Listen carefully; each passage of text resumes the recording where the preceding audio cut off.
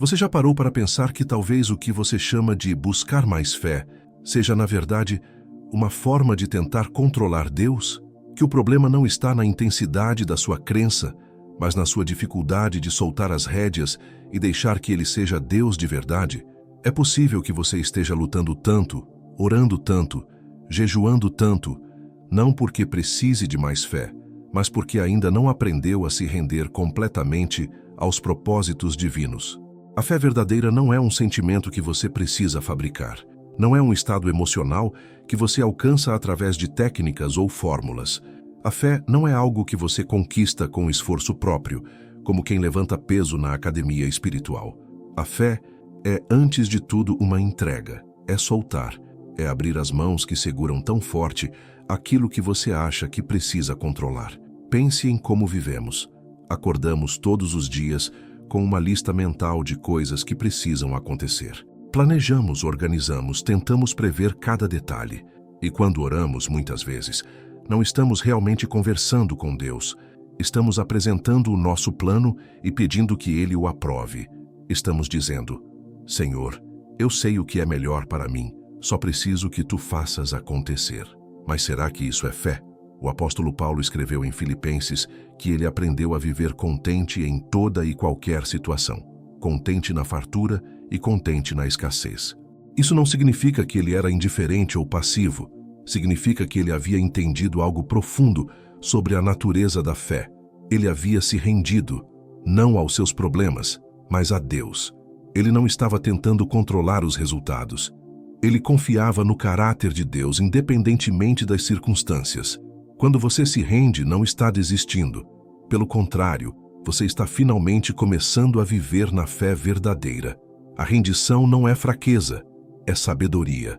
É reconhecer que existe alguém maior, mais sábio, que enxerga o quadro completo enquanto você só vê um pedaço do quebra-cabeça. É entender que seus planos, por mais bem intencionados que sejam, são limitados pela sua perspectiva humana. Há uma diferença crucial entre fé e presunção. A presunção diz: Deus tem que fazer do meu jeito porque eu orei e creio. A fé diz: Senhor, eu creio que Tu podes fazer tudo, mas eu me rendo à Tua vontade. A presunção tenta manipular Deus. A fé confia em Deus. A presunção exige sinais. A fé descansa na promessa. Pense no profeta Elias.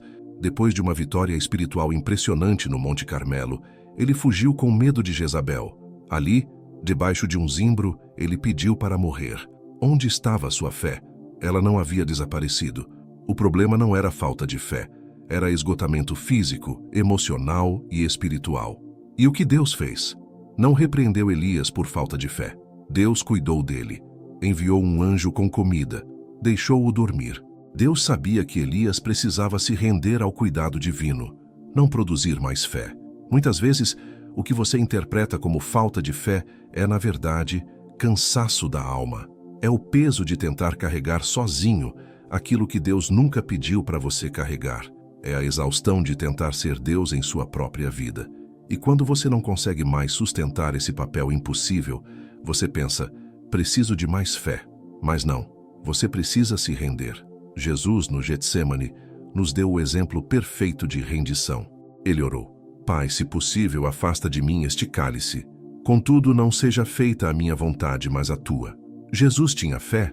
Claro que sim. Mas ele também se rendeu. Ele confiou no Pai, mesmo sabendo o que viria pela frente. Mesmo com toda a dor que se aproximava. Mesmo quando tudo em sua humanidade queria um caminho diferente. A rendição é um ato de coragem, não de covardia.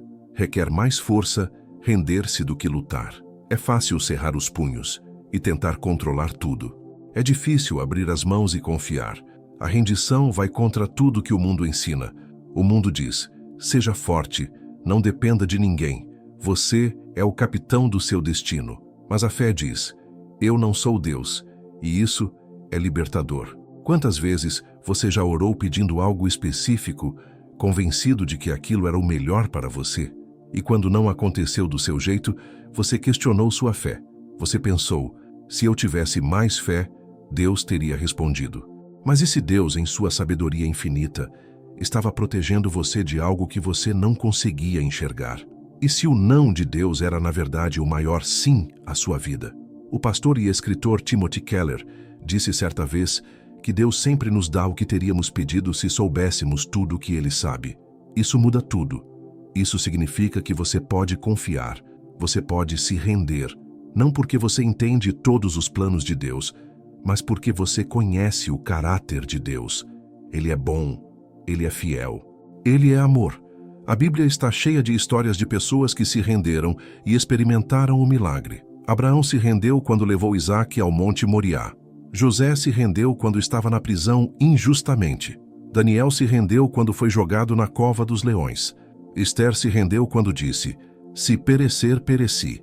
Nenhum deles sabia exatamente como Deus iria agir, mas todos eles confiaram e se entregaram. Você já percebeu que os maiores momentos de crescimento espiritual geralmente vêm depois da rendição? Quando você finalmente para de lutar e diz: "Senhor, eu não aguento mais. Está em tuas mãos." Algo muda. Não necessariamente as circunstâncias mudam imediatamente, mas você muda. Sua perspectiva muda. Seu coração encontra paz. A rendição não significa que você para de agir. Significa que você age de um lugar de descanso, não de ansiedade. Você faz o que precisa fazer, mas não carrega o peso dos resultados. Você planta a semente, rega, cuida, mas reconhece que é Deus quem faz crescer. Você trabalha, mas não em seus próprios esforços para forçar portas que Deus fechou. Pense em como você ora. Suas orações são monólogos, onde você apresenta suas demandas, ou são conversas onde você também escuta? Você dá espaço para Deus falar? Você está disposto a mudar seus planos se Deus mostrar um caminho diferente? Ou você já decidiu o que quer e só está pedindo a bênção divina sobre suas decisões?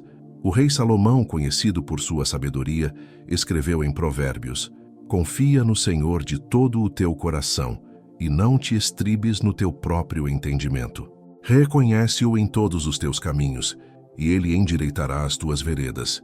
Confiar de todo o coração é se render, é parar de tentar entender tudo, é reconhecer que Deus vê o que você não vê. A falta de rendição, muitas vezes, se manifesta como preocupação excessiva. Você perde o sono pensando em problemas que ainda não aconteceram. Você cria cenários catastróficos na mente. Você tenta antecipar cada possível complicação. Mas Jesus disse claramente: "Não andeis ansiosos por coisa alguma." Por quê? Porque a ansiedade é o oposto da rendição. É você tentando carregar sozinho o peso do amanhã. Quando você se rende, você entrega o futuro para Deus.